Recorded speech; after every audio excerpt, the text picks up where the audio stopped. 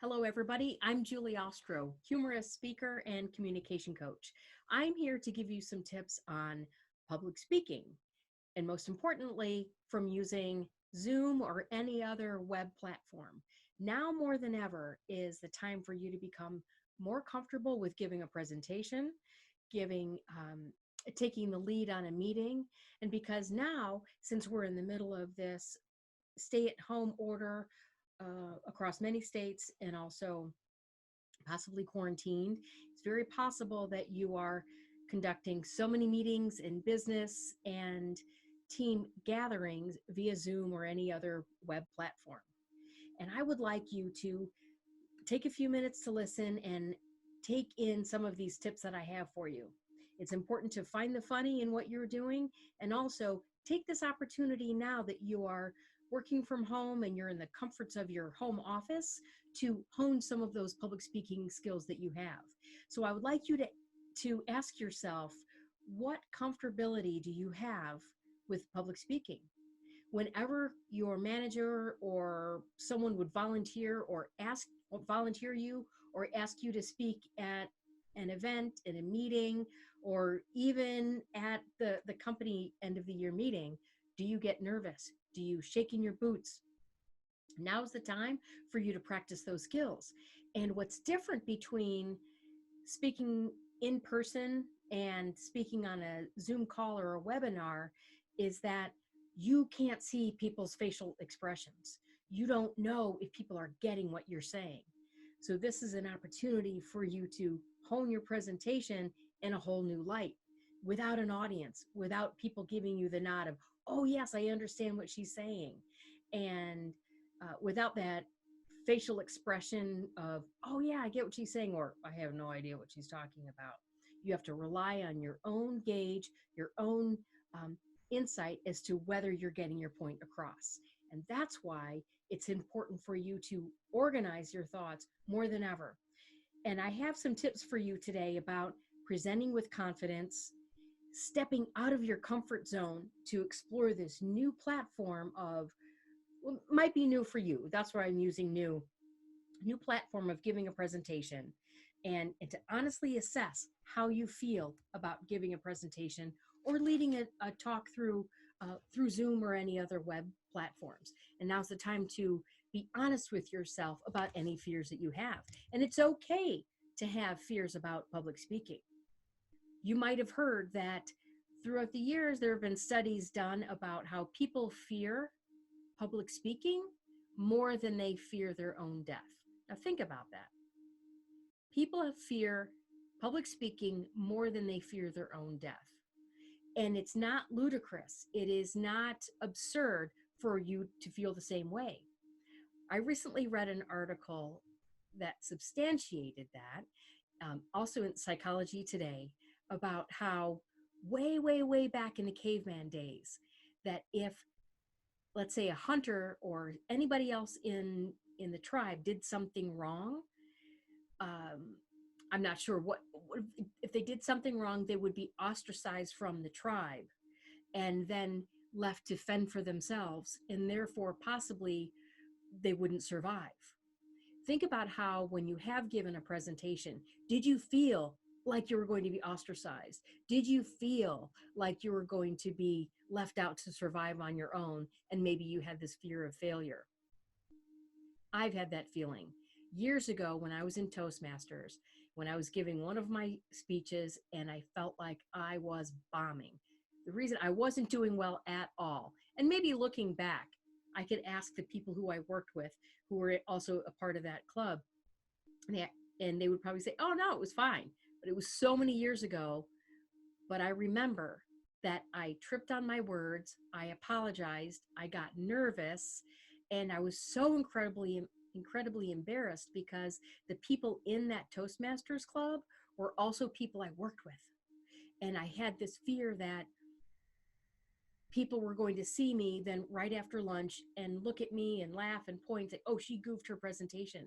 So then after reading that article in Psychology Today, something clicked, because I thought, oh, that makes sense. Probably subconsciously, I thought, if I can't give a presentation, then there's no way that my manager or director of the department will consider me for a leadership position or promote me. Maybe they'll even fire me, thereby leaving me out to fend for myself. So you see, it's in our genes that we've been afraid of giving a presentation. Well, let's get back into the present moment, and that is, you have to think about what you have accomplished in your life, what challenges you have had in your life, and how you have pushed through those, and you've made yourself a success. Think about that in public speaking. How can that be applied to giving a presentation? So face your fears. And is it a real fear? Is it honest to goodness? Are you afraid of failure? Well, there are so many tools that you can use to combat that, in getting in a proper mindset of, I know what I'm talking about. And if somebody asks me a question, I don't have to run off stage in fear. I don't have to quit. I don't have to think of myself as a failure if I don't know the answer to that question. Someone asks you a question, for example, you don't know the answer.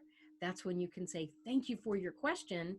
Let's open up to the room for discussion, because I'm not quite sure if I have that information readily available, but let's turn that into a conversation. So that can get into a whole other topic about being prepared for the unexpected. But let's get back. I want to get myself back on track about how you can be an effective communicator in your meetings, and or if you're giving a presentation through Zoom. First and foremost, it's important for you to maintain good eye contact. And what you don't want to do is be looking at your notes here, because then all you see right now is close to the top of my head, and I'm not making eye contact with you. And so the minute I look away, I've lost you, right? But if I'm looking at the camera, I'm looking at you. You might ask, well, how do I not look at myself at the camera? I mean, at the screen. It does take practice. I've seen people post pictures of their loved one right near the camera. I have something fun right near the camera hole. Would you like to see it?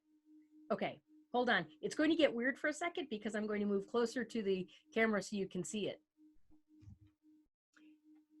This is what I have right above the camera screen. So it's lodged right here, and I see a smile. So it's making sure that I smile too. Him, or I don't have a name for this guy yet. So there we go. So I'm looking right at you, and I'm looking at a smiley guy to help me remember to smile. So that eye contact, and also make sure that you don't have a whole lot of distractions around you. Make sure your phone is turned off.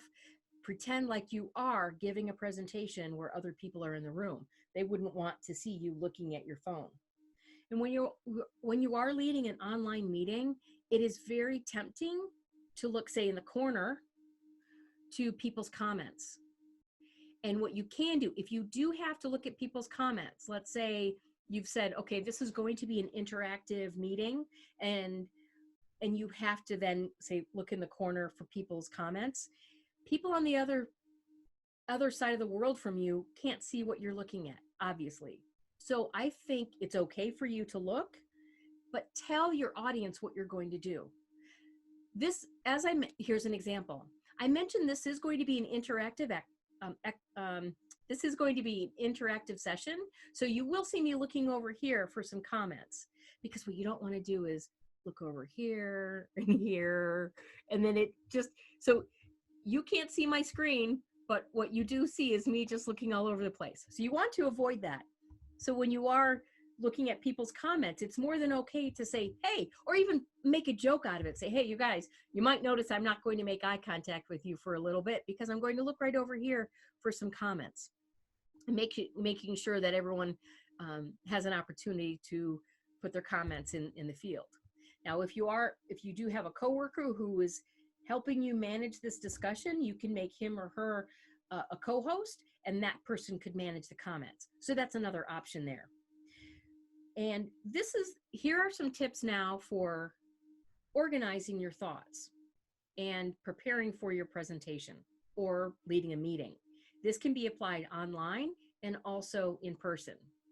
What I would like you to do is remember not to memorize what you're going to be saying. Because if you memorize and then you're going to just dictate everything that you've said, it is not going to come across as natural or interactive. I'm going to show you what it looks like if I've memorized something. It could sound like this. I would have the tendency to talk more in a monotone voice because I'm thinking about what I memorized from what I wrote down here on my piece of paper. And then your eyes might get a little glazy and stare. So you don't want to do that. What I do want you to do instead, if you want to write your whole presentation out, that's fine. So let's say you write or type your whole presentation, then go in and highlight, whether manually or highlight within the Word document those key words that you're going to be using and talking about during your talk.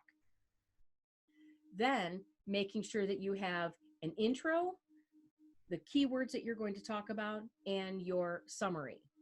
And within your whole discussion, I want you to make sure that you're asking your audience questions or team members questions. So if you were to outline, or excuse me, say what your intro is, what you're going to talk about, and then say everything, and then outro, summary, bye, you probably lost everybody halfway through. So this is what I want you to continue to do. So adding on to that format that I'm suggesting is write out your whole presentation, find the key words, and then write your intro for your talk, write down your 3 to 5 bullet points, and have space in there, because that's when you're going to ask questions. Think about throughout your talk or your meeting when you would like to hear from somebody. And that's when you could say, you know what, since we talked about, let's see, what would be an example. Since I just went through the numbers for first quarter, I would like to hear from some other team members. What have you been experiencing in the last couple of weeks as far as meeting your goals? Something to that effect. So be sure that you ask at least one question to gain interaction after each bullet point. And then you can, in addition to that, you can have a Q&A at the end. And make sure that you have so now, so to recap that, to be clear, write out your presentation, provide your bullet points, highlight your key points, and then write out or type your outline, which includes your intro, 3 to 5 key points, and then your outro, and leave space to ask questions and a Q&A at the end. If you have any questions about how to do this, or if you have thoughts about what you're doing now, if it works, if you want any tweaks, my contact information will be at the end of this video. Julie Ostrow, O-S-T-R-O-W, your humorous speaker and communication coach. You can do this, and this is the perfect opportunity to practice your public speaking skills right in the comfort of your own home. You've got this. Stay strong. Thanks for listening today.